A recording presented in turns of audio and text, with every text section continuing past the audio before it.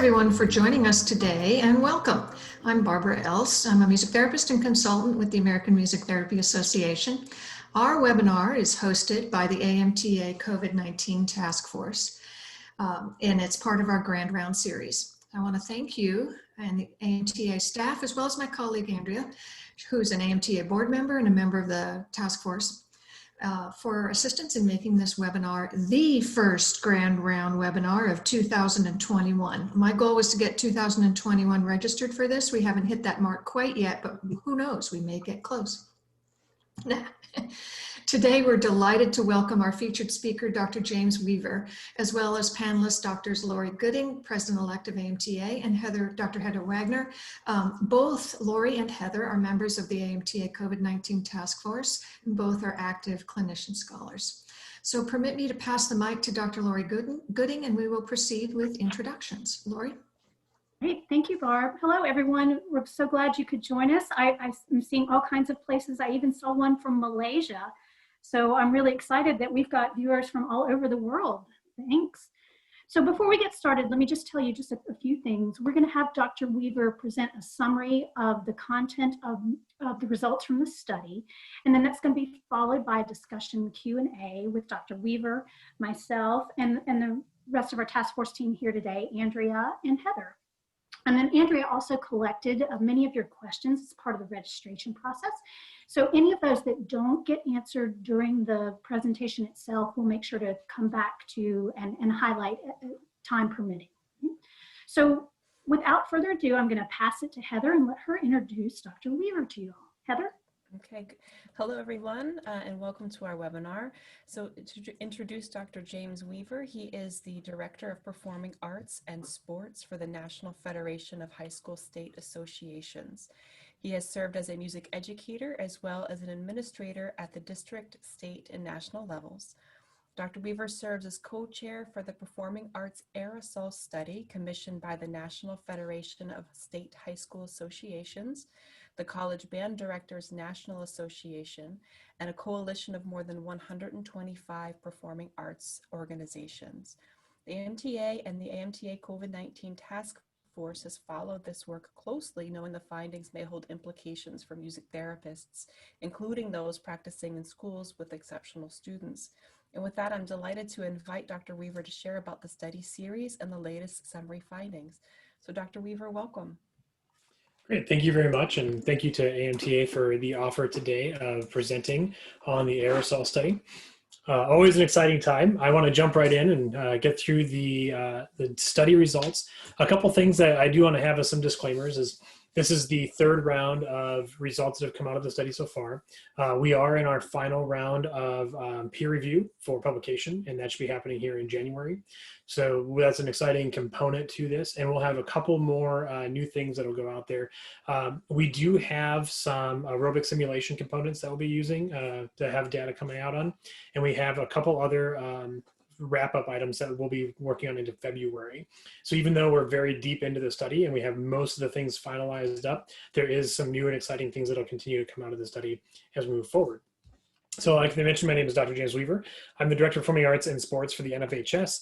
I won't go too much into what that is, but basically what the NFHS is in a nutshell is we oversee high school activity programs in 19,500 high schools across the United States. I was joking with my colleagues here before we started. We used to be the largest organization that you never heard of, but we do oversee a lot of activities with about 20 million students participating in our programs each year. When we started the Performing Arts Aerosol study, Dr. Mark Speed, who is my partner in crime and co-chair on this study, he came to me back in April, May, right around that area, and said, hey, we have a big problem on our hands when it comes to what we're going to be doing with music and music education moving forward. I agreed. He reached out to a few other organizations as well. And he and I decided, you know, we should tackle this as quickly as possible, especially with what had happened in the Skagit Valley Choir incident. That's really where a lot of this had come from, because as you know, when that incident happened, everything musical shut down in a hurry. And mainly because we didn't know what was going on. And so we needed a lot more information to figure out directionality and scope of what's happening here. So as we went through, we realized that this was going to be expensive. And I'm going to be full disclosure on this. Is when we started, we're like, well, how much could a project like this be? We had no idea what was involved in doing something like this. we found out very quickly. So at first, we had met with our lead researcher, Dr. Shelley Miller, and she was like, yeah, we can do this. And, it seems pretty straightforward. And it's been about $37,000. And then Mark and I are like, oh, we can do that. And then we started adding things to it, and then realized we had to duplicate the study, and then realized it's going to become this massive thing. So that $37,000 quickly went up to about $320,000, which is where the study ended up at. Well, that's a lot of money, especially during a COVID-19 outbreak that's shutting down lots of organizations. So we needed to really go out and do some fundraising. So we raised that amount of money in about 22 days. The only reason I say this is because when we put together a coalition of 125 performing arts organizations, one, that's never been done before, and two, arts organizations aren't necessarily known for giving up a lot of money. And so when we went through to do this, we're like, this is going to be a huge undertaking, and our community that we really have to appreciate stepped up like no other community in the world, because outside of governments, we are the only study that is really looking at how this impacts our industry, which is amazing. So we went, had a great donation matching funds from NAM Foundation, which accounted for about 40% of all funding. I cannot underscore how great it's been to work with the NAM Foundation. So any of you who work with NAM or associate with them, thank you very much as a merchant. Then the NFHS Foundation stepped up, the D'Addario Foundation stepped up, and the CBDA stepped up. These four groups, there's about 80% of the funding that exists out there. And then we filtered out the rest of the funding with all of these organizations you see on this screen, as well as this screen. And then we had more from these folks as well, which is some band conferences. And then we had supporting organizations, which is a really important component to this. And I do need to put a special thank you to AMTA as well for being a financial supporter of this group as well. I believe that is true.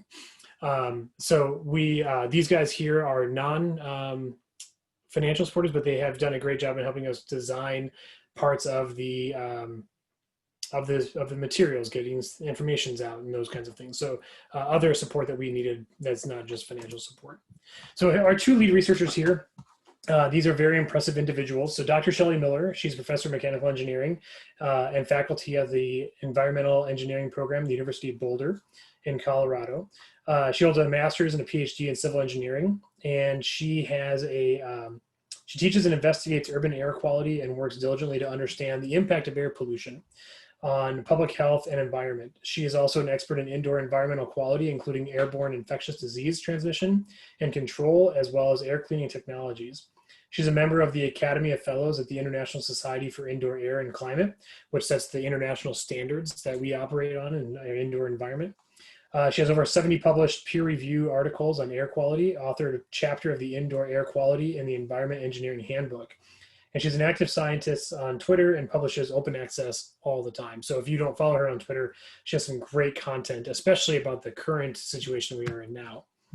Our other lead researcher is Dr. Yelena Schrebrink. She's professor of mechanical engineering and founding director of the Center for Sustainability in the Built Environment at the University of Maryland. Her focus of research is on measurements and multi-scale modeling of built infrastructure to provide reliable assessments of how these systems affect occupant respiratory health, building energy consumption, and associated CO2 emissions. She's taught and developed new courses at University of Maryland, Penn State, Harvard. She also presented more than 30 guest lectures in different universities, including Stanford, Princeton, MIT, and Columbia. She was elected international member of the Serbian National Academy of Engineering in 2013, and she became a fellow alongside Dr. Miller of the International Society of Indoor Air Quality and Climate in 2018. She's also an elected fellow for the International Building Performance and Simulation Association. And most recently, she was recognized by the University of Maryland Board of Regents as a Faculty Award of Excellence and Innovation. So we're very happy to have both of these two leading our teams.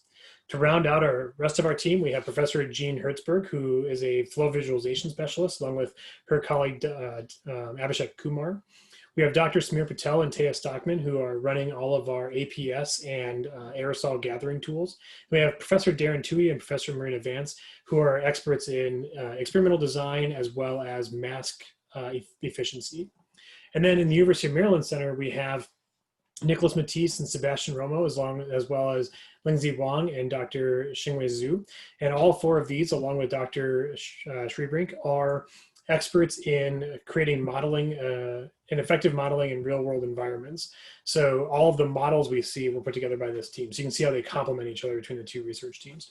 We've also been fortunate to have on the University of Maryland side as an advisor with Dr. Don Milton, who's a national expert in infectious disease control. And so he's actually doing live virus experiments outside of our realm, but really does a lot of guidance with helping us see what the aerosol production does with live viral components. So let's jump into what we have here on aerosol concentrations over time.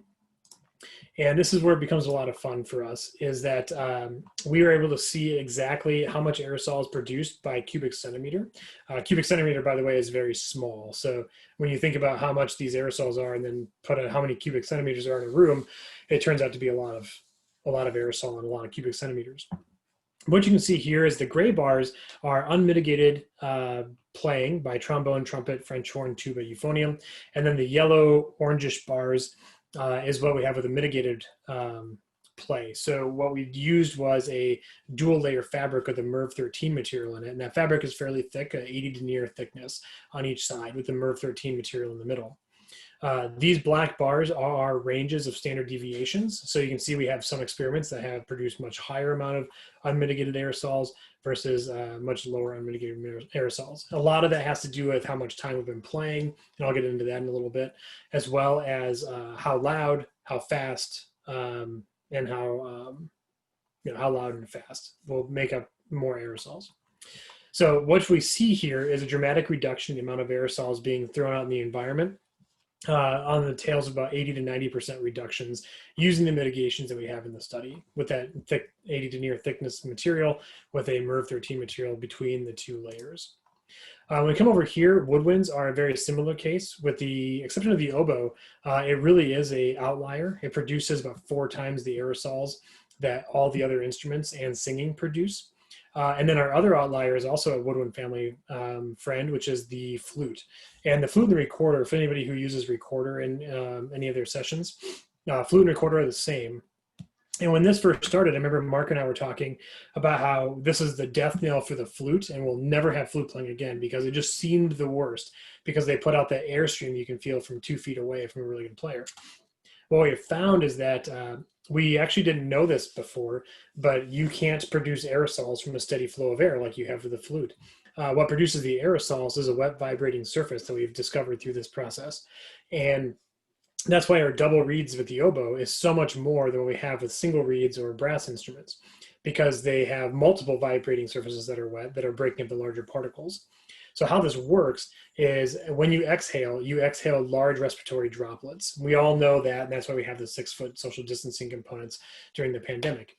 But what happens with a lot of those large particles, they drop harmlessly to the ground within about 1/2 of a meter. So think about 1.5 to 2.5 feet. Most of them fall to the ground. What happens when we take a wet vibrating surface, we take those larger droplets and then we beat them up with the wet vibrating surfaces and then turns them into smaller particles that they can then linger in the air for a matter of minutes and kind of float around our environment. So that's where we really have the issue when that happens. Now that also occurs in singing, as you can see here. We have singing components as well.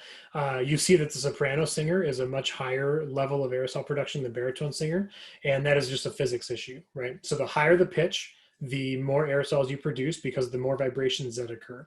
So same thing in vocal cords. The higher the pitch, the more vibration in your vocal cord, the more aerosols you produce. The lower the pitch, the less vibrations you have, the less aerosols you produce. Same thing occurs here. If you look at in our brass area, our higher instruments produce more than our lower instruments. So all of those things are just basic physics, and that explains kind of how the aerosols are produced. So then once we figured out how they're produced, because we didn't actually know that we didn't know if instruments or singing actually produced aerosols and if those aerosols were big enough to carry viral loads, which we found out all is true. And when we first saw the data back in July from the study, Mark and I sat back in our chairs. I remember that very vividly. I was sitting in my chair here in Indianapolis and he was out in South Carolina, and we got on the call with Dr. Miller and Dr. Schrubrink, and they're like, all right, here's what happens with instruments. First time anyone's ever known this. And Mark and I kind of sat back and was like, this is really bad. because the data was horrible. It was just a lot that was spewing out there. And so once we kind of get our collective jaws picked off the floor, we came back over and said, all right, can we stop it? And this is where we were really fortunate to have the labs we had. Just like, we think we can. There's a lot of things that we know about environmental control that works. And one of the big tenets that I've discovered from being part of this project is that whenever you talk about environmental issues, it's best to solve it at the source. Since we as humans are the source of the problem, we started looking at mitigations that kept aerosol contained to us and contained to our instruments. And we were able to see a significant amount of reduction by using different mitigation technologies. So what I'm going to show next is what happens when we use certain mitigation technologies that we've developed. Now, at first, we made a mistake by saying, all right, so it's just like this 80 thickness denier, multi-layer bell cover, doesn't matter the material, use pantyhose, kind of those things. And then what we realized is that even though that does do the thing, it doesn't actually stop the aerosols the way we initially thought it would. This is science in motion. So what we ended up seeing was we needed that MERV 13 material in there because the pantyhose layers were really good at stopping airflow, but it wasn't really stopping the aerosols that would flow through there. So the MERV 13 material stops the aerosols and the outer layers stop the airflow. So together they really do a good job. We didn't know that at the time. One of the reasons why we had the first recommendation back in July and then changed that recommendation in August is because we just knew more. And I think that's a testament to this project, is that we are willing to adapt as we gathered more information. So what you're going to see next is what the efficacy is based on the finalized product of our mitigation strategies. So what you'll see is the saxophone had an overall aerosol release of 0.7 particles per cubic centimeter at a mitigated play. And then we put the 80 denier thickness material with a MERV 13 layer in the middle. It dropped down to 0.32 particles per cubic centimeter, which was a 64% reduction. Now that doesn't seem like a big reduction, but the numbers are not big to start with. And so by reducing at 64%, you're basically getting it down to background levels of aerosol, which is you as a human being existing in a room. That's what a background level of aerosol means. Then we look at the oboe, which has an overall aerosol release of 4 complete parts per cubic centimeter of unmitigated play, which is significantly higher than what we have in the saxophone. And then we were able to reduce it to a half a part per cubic centimeter, which is a 96% reduction. But you'll notice that 0.5 and 0.32 aren't that far apart. So we're basically getting them both down to near background levels. One thing I do want to show here before I go to the next slide is on the trumpet. You'll see this one little guy here that has no orange yellow color. The reason why that is oh no, my son stole my box of masks. Shoot, I had a prop of masks that I would show, but we actually used one of those blue surgical masks you can buy at the store and just rubber banded that onto the end of the trumpet and brought it down to basically 0. And so that was exciting to see. Now, we have never said that we need to bring it down to 0, but we wanted to see if we could bring it down to 0. There's actually no real tangible reason to bring it to 0 because you're over mitigating. And I'll get into that in here a little bit. But what we found is that if you look at here, this is all of the reductions by in order of percentage of reduction that we have by adding in our mitigation techniques. With the flute, because we're not really seeing a lot coming out, what we are recommending is that you put your mask on and slide the head joint on the inside of the mask. And that stops the aerosols that would come out from your breathing. And then if you want for the extra protection, put a cloth piece at the end of the flute or a piece of saran wrap on the end of the flute, and that would stop pretty much everything else coming out from the flute. The asterisk ones here are using the surgical style masks for our theater actors, which is basically using a teacher level voice. And then the singers as well. And on here we only have the 2 ranges of singers because there's not a big difference between baritone and bass and not a big difference between soprano and alto. So here's your 2 vocal ranges and we kind of went with it from there.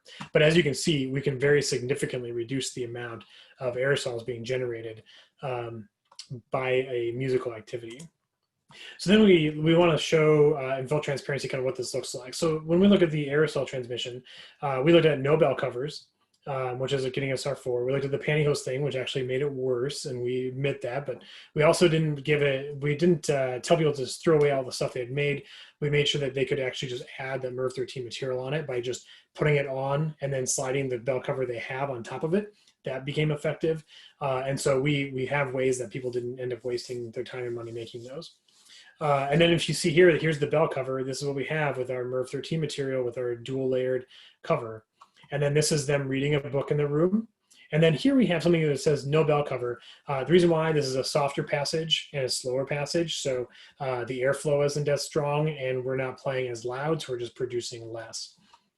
Same thing with bell cover, background, bell cover. And then we use the surgical mask. You can see here that it drops even lower. And then you see the same trends with everything else. We tried using a spandex one to see what would happen. Don't do that either.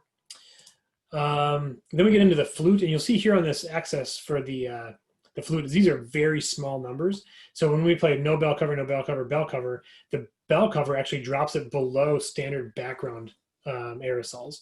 So really the flute does not produce an aerosol load that would allow things to float around in the room. So we're really just recommending that mask be worn and then something on the end just as an extra precaution. But in reality, there's just not a lot of aerosols being released. Most of what will happen out of the flute, and this is why we want the mask, is because it'll just drop to the ground after about that half meter or so. But if we have that mask on, then we're stopping it at the source. So you're not actually expelling those larger particles out at all, which is what we want to see. We want to see them stay close to our bodies. We look at singing, we see the same kind of thing. So we have a no mask as a warm-up, mask, no mask, mask and reading are the same. No mask, mask, background, and mask are about the same. One thing that we notice here is that, well, this is true with all singers and all instruments, the longer they perform, the more aerosols they produce. Couple reasons for that. We think that as the vocal cords warm up, the instruments warm up, they are producing more condensation, they're producing more particles within the vocal cords and just going that direction. And then the other thing is we think that as the player warms up, for instrumentalists, as the player warms up, if their embouchure becomes looser, not warmed up, I'm sorry, as they fatigue. So if their embouchure becomes looser, they're starting to spray more, they're starting to get different kinds of things happening physically. Those are other issues that we want to watch out for. We don't really know for sure 100% why the longer you play, the more you produce. That's something we're going to try to discover here as we progress in our study. But it is something that's important to know. And that's one of the reasons why we have recommended time limitations as far as music performance, because we know that the more you do, the more there are, plus the more you're stuck in that environment, the more likely you are for exposure. Dr. Weaver, Yes. just a really quick question that came in. Is the reading condition with a mask or without a mask? Could you clarify that? Yeah, so the reading condition is without a mask, and the reading condition without a mask is a soft level reading. And how we described it is, imagine you're reading to a child at bedtime, right? So you're not doing a projection voice, you're talking like my 8-year-old daughter is sitting a foot away from me, right? So it's a very soft voice of reading. Yep, good question. All right, so in the clarinet, this one I'm going to spend a little bit more time on because we have a dual clarinet type thing to show some criticism that we had been getting. So here we have our no bell cover read, no bell cover background, no bell cover. Same trend we have with everything, shows that it really works. One thing that's interesting here is the no bell cover. Look how much the aerosols increase here at the 60-minute mark. So when we took that off, all of a sudden we're like, oh man, that's a whole lot more than what we had at the 30-minute mark and the 1-minute mark. And then people were asking, well, what about the bags, right? Like I saw those clarinet bags where we need to wrap everything. We actually never recommended that. We used it as a collection device, and I think people saw it as like, oh, we have to do that. Now, there's nothing wrong with collecting every bit of aerosol that's there, but it may be over mitigated, right? You may be putting a lot of effort in for very little return, and that's important. So we decided to go back and see, okay, what are we going to be doing for the bell hole, the keyholes? How much is really coming out of that? So what you see here is we have a bell uncovered, and we put the bell and the keyholes in a box. A special box that we had to design that basically all is sticking out is the ligature part, and then they're playing inside of a giant box and collecting all the aerosols that are getting collected in the box. And then we covered the bell and left the keyhole in a box uncovered. And you'll see here that we drop significantly down with that mitigation. And then we had the bell covered with the bell, just the bell in the box. So you see we're not really much difference from keyholes in a box to the bell in the box. And then we had the bell in the box, the bell covered, and we put the bell and the keyhole back in the box. This is after 81 minutes of playing. And so you'll see that we're starting to see that rise in aerosol production. And then we uncovered the bell and we popped right back up to where we were before. Then what we did is we changed the technique here. So here we sampled near the bell with the bell uncovered, and then we sampled near the keys with the bell uncovered. So we're not really seeing that many aerosols coming out from the keys. Then we covered the bell and sampled near the keys. And we did see a rise, but we're seeing a rise from 0.15 to 0.3, still significantly lower than what we'd see with an unmitigated play out of the bell. So what that's telling us is that one, there's a bunch of factors that are variables under the keyholes. Your fingers are over them, so you have a varying amount of aerosols that's coming out of those. Depending on what's pressed down or not pressed down will depend on how many aerosols could come out of there. This is the maximum range that we were seeing, so that's why we put it on the chart. But we're really not seeing a lot of aerosols coming out of the keyholes. We're watching most of them go out the bell. And the reason why is fluid dynamics. They're going to take the path to least resistance, and the path to least resistance is a straight shot out the bell. Anytime you have a 90-degree turn to go out the keyhole, it's not going to happen that often. And so it's just a fluid dynamic component. But we got some criticism for that earlier, so we wanted to study it, make sure that we were on the right track, and this is the results we had from that. So same thing, this is teacher voice kind of speaking with a theater interpretation. This is a fun one to see.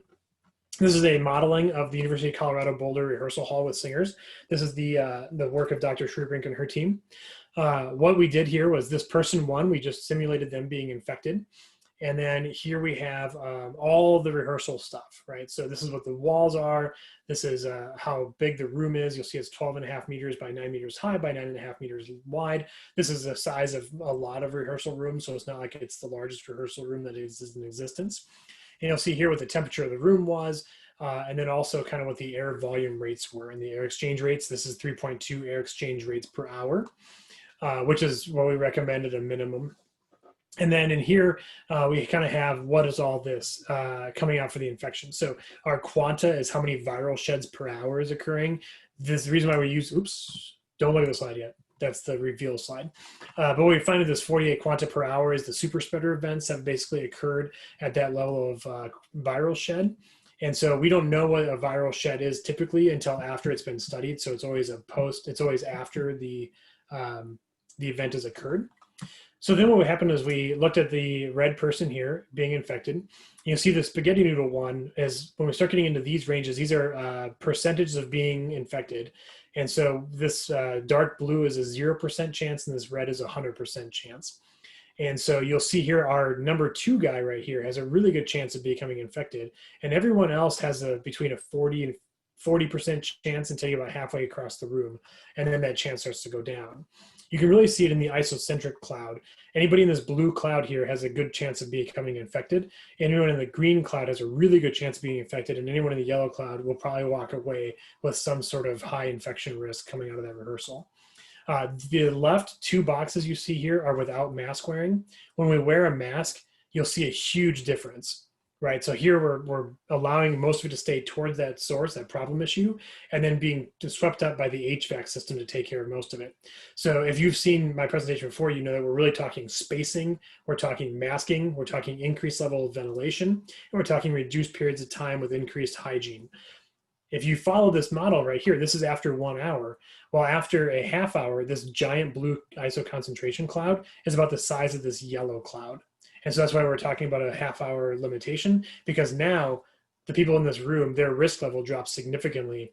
And so even in this one here, after 60 minutes, our person number 2, the person standing next to our infected person, their reduction of risk of infection drops by 85%, which is very significant. Now, this is taking all of the APS data, the aerosol collection data we have at one university, giving it to another university to create a model of a room of a real world scenario. And so these are independently based, which is fantastic. So overall, we see a reduction in a well-mixed room of 82% of reduction of infection in this kind of environment. We did the same thing here with clarinet. I won't go as deep, but you can see here there's just inherent differences in how clarinet moves because of the directionality of it, the focus of the aerosols, all those kinds of things. But then you'll see here that when we do the bell cover and the mask with a slit in it for the embouchure to go through, or the mouthpiece, excuse me, to meet your embouchure, you see here, like after an hour, that's all that's there. Now, we didn't know this. We did this by accident because each one of these models takes about a month to run because they're super computer heavy. But while we were running this particular model, we actually had this exact scenario happen with 2 infected people in a clarinet. They followed all the mitigations of the study and no one walked out and is infected, which was amazing. So that's we're really excited to see that this model confirmed what happened literally in a real world example 2 weeks after we started this one and 2 weeks before I had the results. So that was exciting to see. And then we didn't even know that that was the case because we didn't talk to our research team about this until we got this. We're like, wow, that's the same thing we literally just read about. And then outdoors, you'll see the same kind of thing here. This is the air going this direction at a 0.5 meter per second. Or sorry, 0.5 mile per hour. That's totally different. 0.5 mile per hour. But you see here, unmasked on the left, how that viral will spread. So this is the person here, their nose is on this side. And then this is the person wearing a mask. And you'll see that the risk of infection levels just drop dramatically. So our 5 principal takeaways we have is masking. Students, instruments, materials do matter. The 80 denier thickness with MERV 13 material in the middle is really important, or using at a minimum the blue surgical style mask that you can find pretty much anywhere today. We really want to stick with our 6-foot CDC guidance. This applies indoors and outdoors. A little extra space for the trombone because of how slides work, and there's a lot of variables with that. So we just decided to look an extra 3 feet will make a big difference. Reducing the amount of time to 30-minute rehearsals. We want to clear a room after 30 minutes for a minimum of 1 air change before the next one comes in. Back in July, for those of you following closely, we originally said 20 minutes between times. We had to change that because some rooms may have 1 air change rate an hour, and so you're really not cleaning it out after 20 minutes. Some, you could have 3 air change rates in 20 minutes. And so we wanted to just base it on the mechanical components in your room and not necessarily an arbitrary time. We want outdoor air is the best air. If you can add HEPA filtration, please feel free to do so. For a good example, there's classrooms out there where you can get 5 or 6 air change rates per hour. You toss in a couple of HEPA air cleaners that are made for the size of that room, and you can increase it to 11 air change rates per hour. I did that in my wife's classroom. She's a math teacher, and cleanest smelling room in the building, right? Because it's being HEPA filtered all the time. And then your ACH rates really matter. So if you can mechanically increase the amount of air change rates per hour, that's really highly recommended, just to make sure we're getting the most clean air in there as we can. And then as always, don't empty your spit valves willy-nilly. Make sure you're using like a puppy pad or some sort of other collection material. And then also, if you're not good at hand washing by now, we really hope that you can get good at hand washing. And then hopefully, everyone stays good at hand washing post-pandemic. And then also if you have shared storage areas, you're looking at how to sanitize those down. We don't need to over sanitize, but we do need to just take a disinfectant wipe it down, do your thing, put it away, wipe it down again, throw the sanitizer wipe away, and call it a day. But just important, especially for shared equipment, shared storage areas. So you saw key takeaways. Right now, I forgot to update this. We're in month 6 of now 7 because we're extended the study. Using our 2 independent labs. Wind instruments and singing produce about the same with the exception of the oboe, and it varies in the amounts of intensity, volume, and whatnot. At the time, it appears that if players wear the surgical style mask with a slit for the mouthpiece and a bell cover, aerosol emissions reduced by 60 to 90%. Flutes and recorders create a minimum amount of aerosol. So we're just talking about the mask and the head joint, and then if you're playing a recorder, have the slit in it like you would for clarinet and play that way. Also, bell covers for woodwinds and brass are made of a multi-layer material, MERV 13 as the middle. And then if you're going to use one of those blue surgical masks, make sure it meets the standard of GB T32310. And that's printed on the side of the box. Singers produce aerosol at similar rates as woodwinds and brass. So one thing we didn't find is that they produce exceedingly more aerosols than anybody else. And we can also mitigate them by having that well-fit 3-layer surgical style mask. Face shields are only effective at close range to start large droplets. They do not prevent aerosol from being inhaled or released. This is really important because I know a lot of people want just those clear face shields because they're more comfortable. They don't do anything. If you think about the Peanuts character that has the cloud of dust around him all the time, that's a great example of what that face shield will do. That cloud of dust will accumulate and then go around that face shield, and it has done really nothing for you. The reason why they are effective at store locations with the plexiglass dividers is because you're in a very close proximity with that person and you're only talking large droplets. masking should still be required between the two people. Masking is just should be a no-brainer. And I apologize if I offend anybody out there, but we should all be doing masking.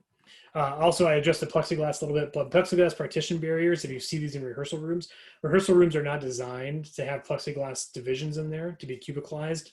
And it can actually create dead zones where you're actually making worse air quality by having them than what you get from a protection factor. All right, and then just our outdoor, we want to see outdoor rehearsals are best, like #1 we can do. Obviously, it's winter in the Northern Hemisphere. So we want to see indoors with a lot of outdoor exchange rates. If we can't do that, we want to see indoors with typical outdoor air exchange, but having a much higher circulation with the HVAC system and using MERV 13 or HEPA filtration to make the air cleaner. And then indoor, the next one down is indoor and outdoor exchange rates from open windows, supplemented with appropriately sized HEPA air cleaners, sorry. What we don't want to do is see like the closet room, right? Where I'm going to be teaching in a tiny room with no airflow, no windows, no nothing. That's a really dangerous place to be as far as the aerosol transmission goes. And then there's just a recap here of what we're going to be doing next. So with that, I want to thank you for watching my PowerPoint presentation, and I am open to take questions, Andrew, when you're ready. All right, thank you. Thank you, James. The chat function was flying. This is Barb, and there's Q&A that was going on too. And we were so all our minds are spinning as we go around this. Let's allow Lori and Heather if they want to make some opening comments, and then we'll let Andrea sort through the questions, and we'll come back to her. Okay. Great. Yeah. So I think I'll just start by kind of summarizing some of the things that stood out to me from a music therapy practice standpoint. So certainly that 3-layer surgical mask, and not just the mask, but you made a really good point, Dr. Weaver, that it's well-fitting. Mm-hmm. Making sure that mask actually fits and is properly sitting on your face. Right. Thinking about the amount of time you're spending. A lot of our environments may be a little bit different, and this is actually something, Dr. Weaver, that maybe you can help us process through. Because we're looking at, patient rooms, classrooms, a wide range of settings. And so certainly the air in a hospital room is going to be really different than the air in a classroom. Right. And so just wondering if you, as I go through these things that are standing out to me, if you have any thoughts on what we as music therapists need to be thinking about when we're literally thinking about the physical space that we're in. Yeah, so, obviously air volume is very important because we can't control the quality of air when we walk into a building, unfortunately. Like if everyone can walk into a hospital grade air quality, that'd be awesome, but we can't, right? So the things to avoid would be that closet type scenario that I mentioned. I see in the Q&A, some people are talking about small rooms, poor ventilation, mediocre ventilation. Those are rooms I would personally just avoid and say, I'm sorry, I need a different space, right? Now, I understand, and I've been in education for my entire career, so I get when you walk into a school, be like, hey, I need another space because the closet room's not going to work for this particular environment. They're going to be like, well, then you can't do your thing. So I realize that that's a real component there.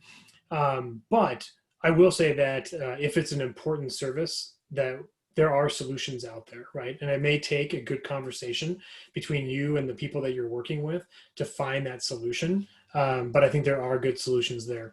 Some people ask, well, would you walk into a rehearsal room or one of those? And there's a lot of places I would probably go. If I'm wearing a mask, everyone else is wearing a mask, everyone's socially distanced, no one's running up to me, those kinds of things. There's a lot of areas we would be safe in. But one of those closet style rooms that I described, it just wouldn't be one.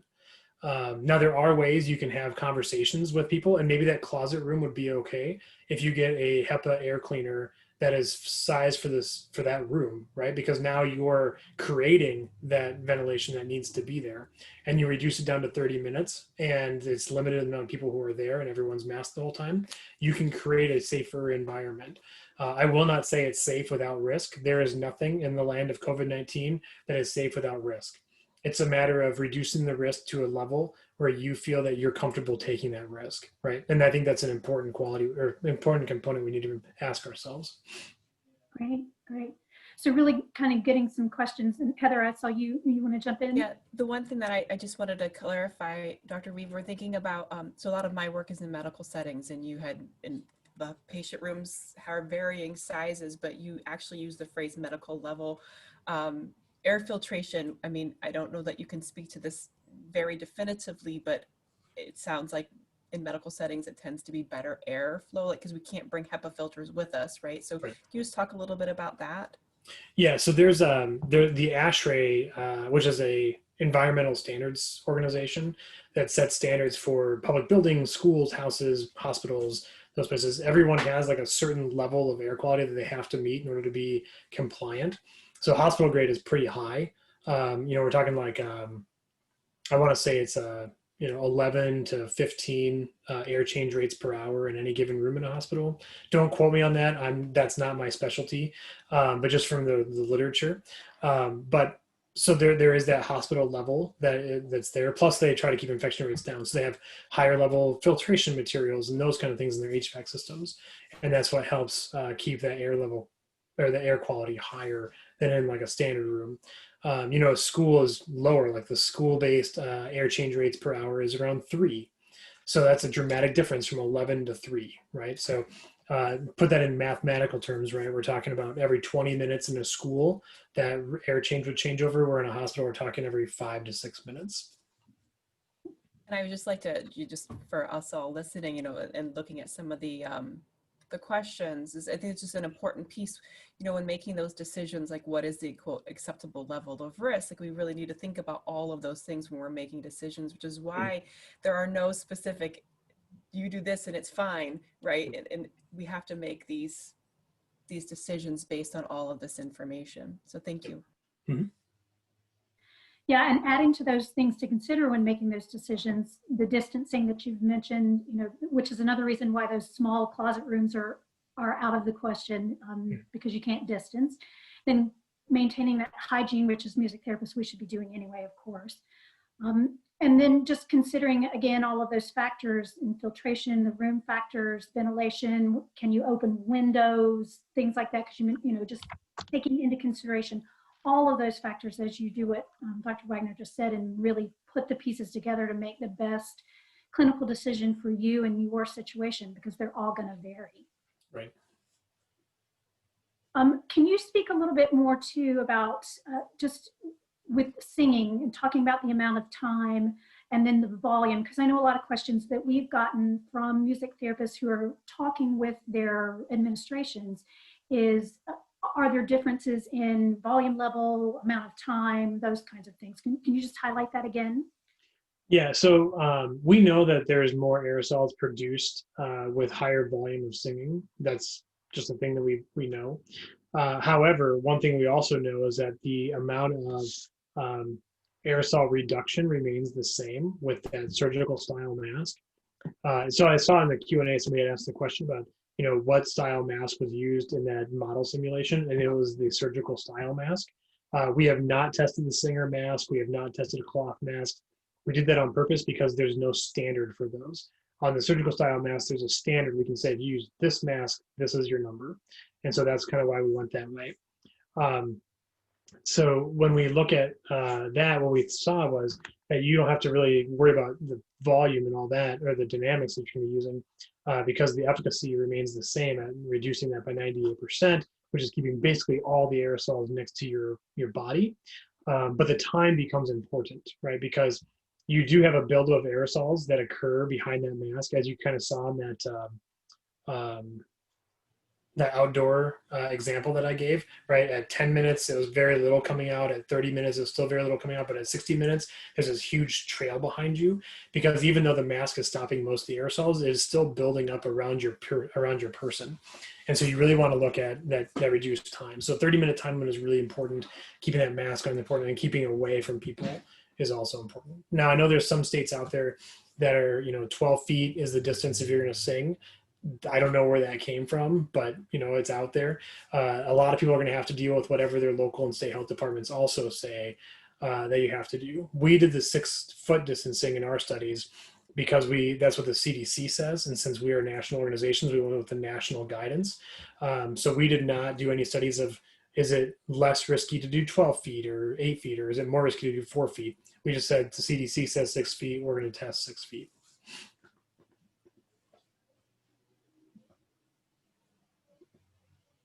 Because your study, Dr. Weaver, was laboratory based, and then with modeling with the Maryland crew, folks are asking questions that tie into how do I figure out or know what my air exchange rate is? Do they need to call the HVAC person at the contract that they have at facility X, Y, and Z in order to get to know that? Are there tools that are out there that are easy to use and in the applied setting where they can get that info?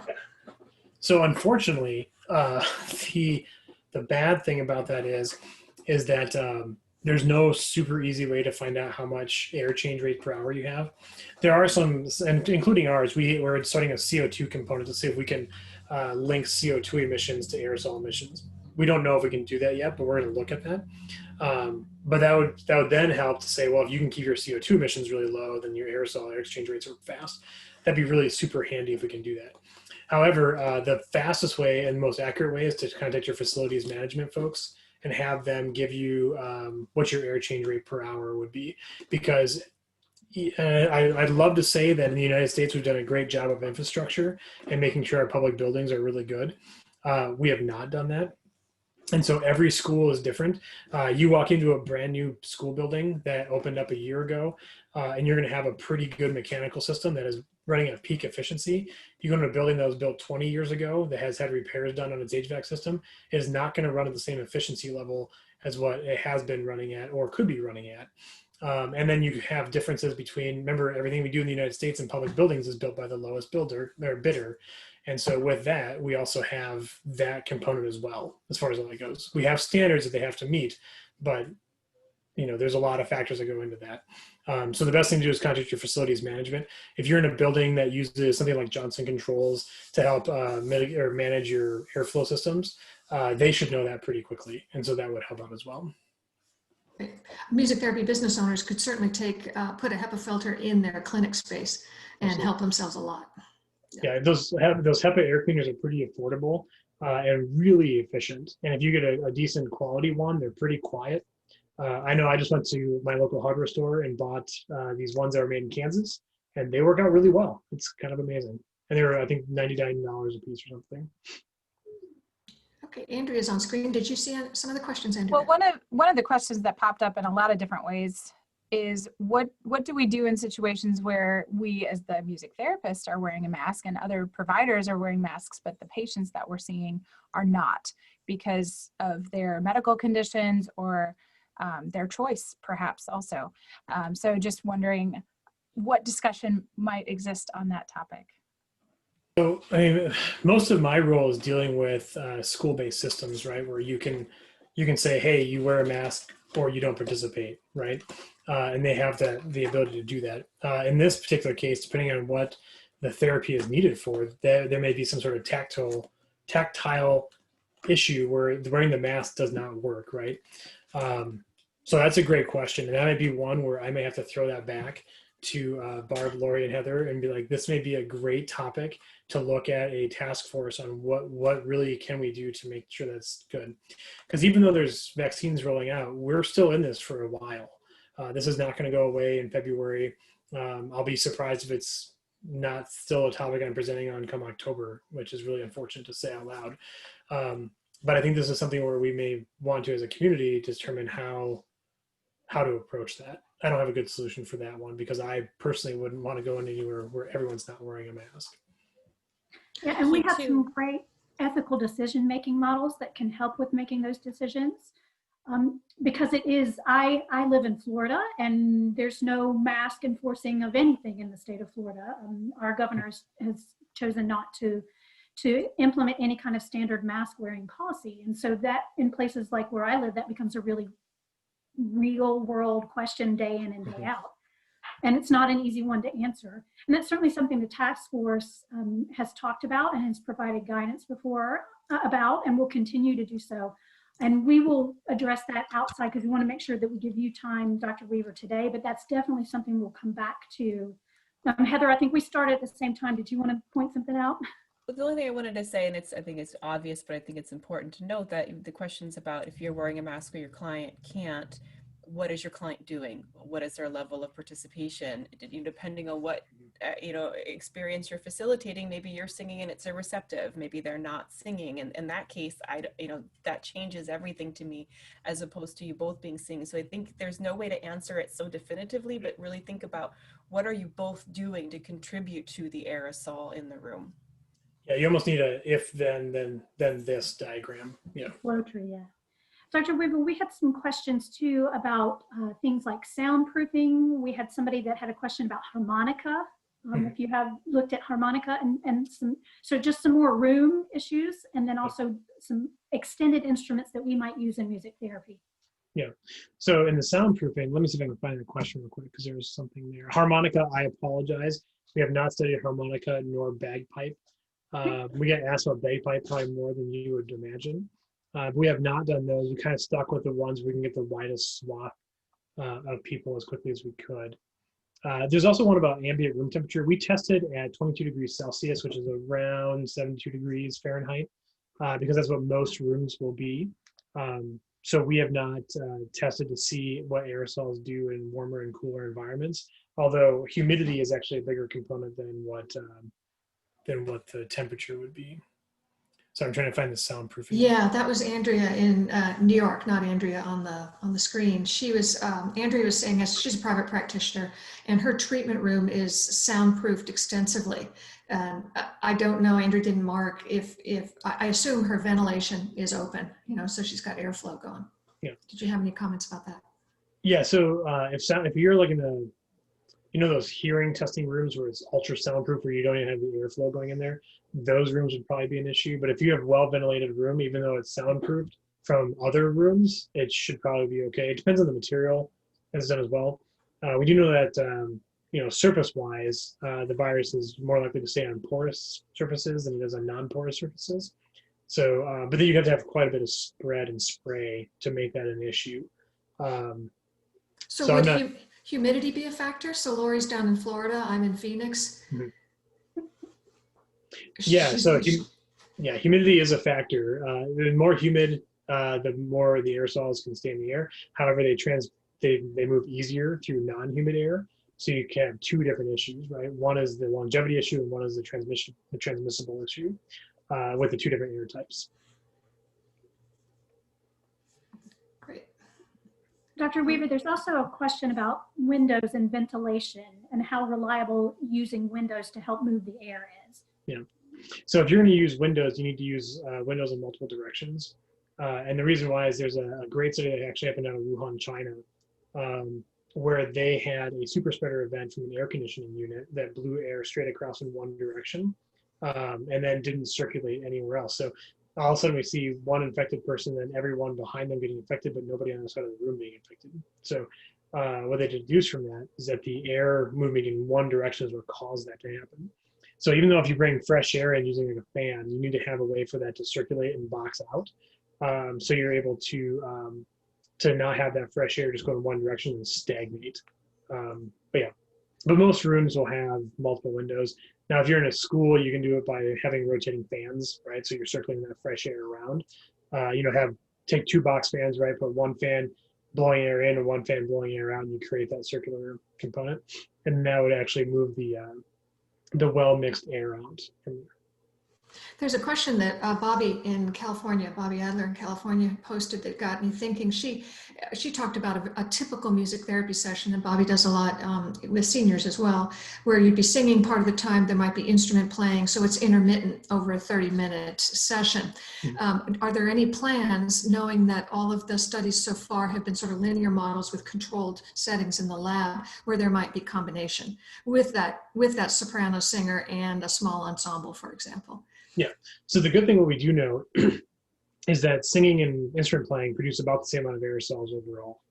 And also the mitigated strategies reduce them to about the same level. And so there's really no difference between singing for a few minutes and then picking up a clarinet and playing for a few minutes and going back to singing. As long as you're using the proper mitigation strategies, it's all about the same. And I use big air quotes in there because, there's always some variables that we can't account for. But by and large, they're about the same. And so then it becomes making sure that we're masked with the right materials, making sure that we are spread out with the distancing, and make sure we're stopping at the 30-minute mark to allow the air to clean out. But switching between instrumental playing and singing shouldn't be that big of an issue. And then also I get asked a lot about how many people should be in a room.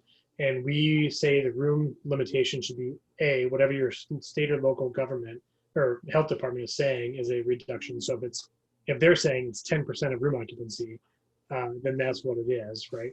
Otherwise, if you don't have that guidance, which many states and localities do not have, then we're saying that whatever the square footage of the room is with 6-foot social distancing, that becomes your new area. So if you normally have a room that you'd fit 150 people in a typical pre-pandemic setting, but now at 6-foot distancing, you can only fit 40 people in there. Your new room limitation is 40 people.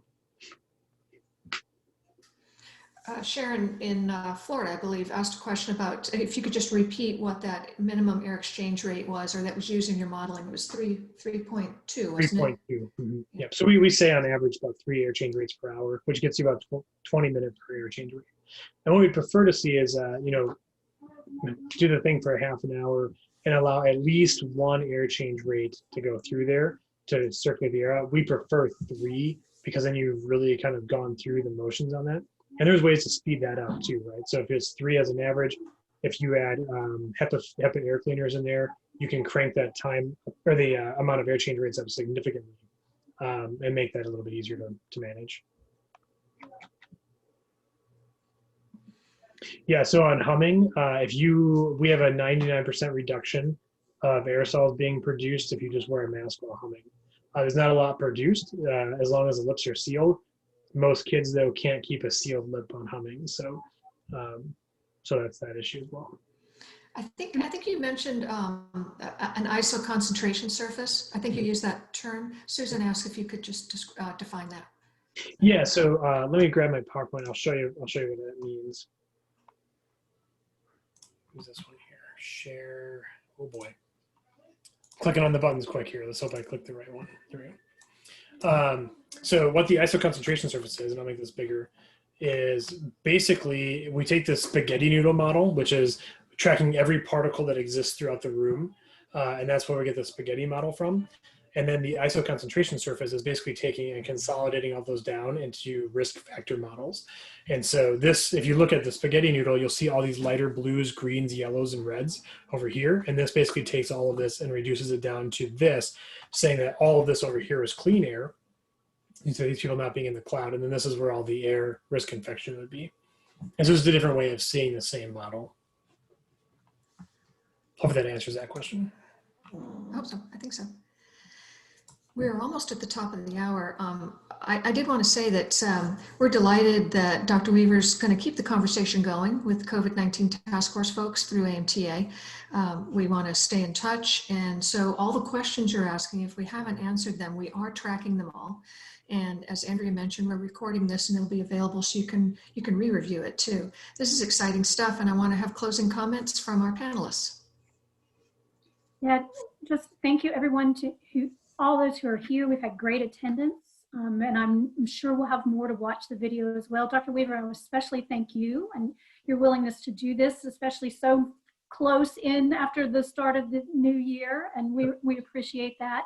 And we're so grateful you've, I know, answered so many questions that we get on a regular basis, so thank you very much.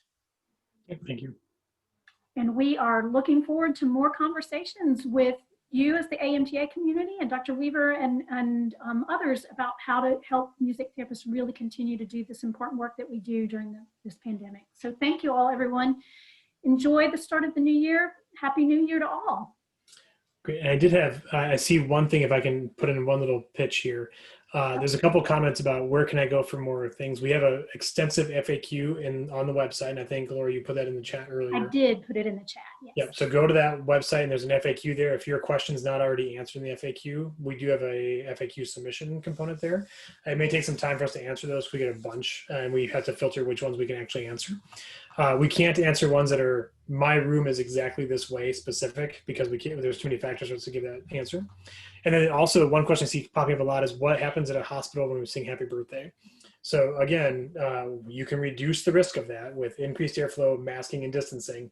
If you do all those things where everyone's spread out, you can reduce the risk of that to a pretty good level where that should be something we can do. But again, it's risk minimization and personal responsibility in that one. So you have to be able to accept the risk that's there. So anyway, lots of information on the website. I really appreciate everyone today. Thanks for letting me present. I greatly appreciate it. And sorry for intruding on whoever was speaking next as the panelist. Oh, No, no. it's fine. I think we're just ready to close now. Yeah. Okay. Thanks, everybody. Thank you, everyone. Thanks attendees for coming. We really appreciate you coming, and Happy New Year, everybody. Be safe.